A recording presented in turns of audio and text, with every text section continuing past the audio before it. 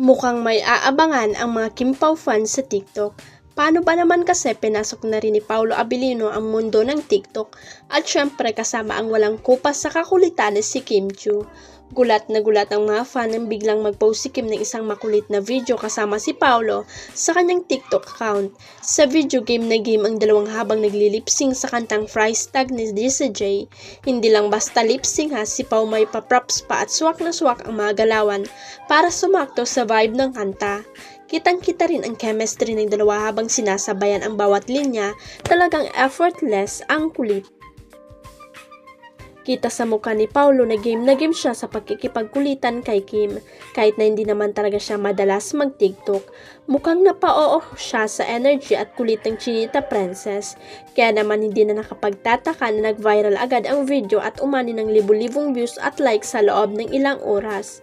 Syempre hindi magpapauli ang mga fans sa pagbibigay ng reaksyon. Todo kilig ang ilan sa kanila at talagang napapasaya ng dalawa. Narito ang ilang komento. Haha, sumakses na naman.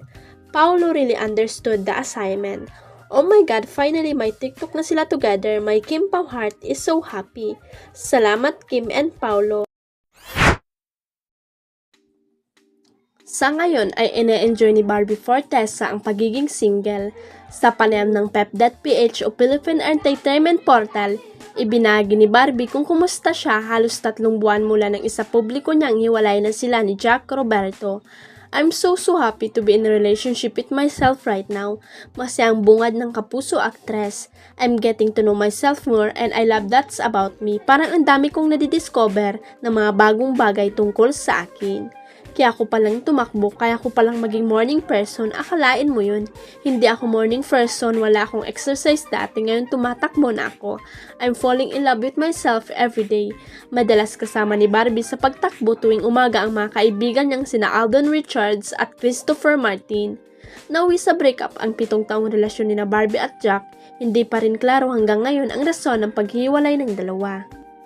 January 2, 2025 nang isa publiko ni Barbie ang open letter para kay Jack na lubos daw siyang minahal. Pahiwatig noon ni Barbie sa kanyang IG post maganda man ang samahan nila ay kailangang matapos para sa ikabubuti nilang pareho. Nang talungin ng Pep kung babatiin ba niya si Jack kung sakasakaling magtagpo ang mga landas nila, sagot ni Barbie, babatiin? Of course, why not? Alam nyo naman kahit naman sino binabati ko tampo, wala namang dapat ikatampo. Huwag kalimutang i-click ang subscribe button at i-ring ang notification bell para sa latest at legit chika updates.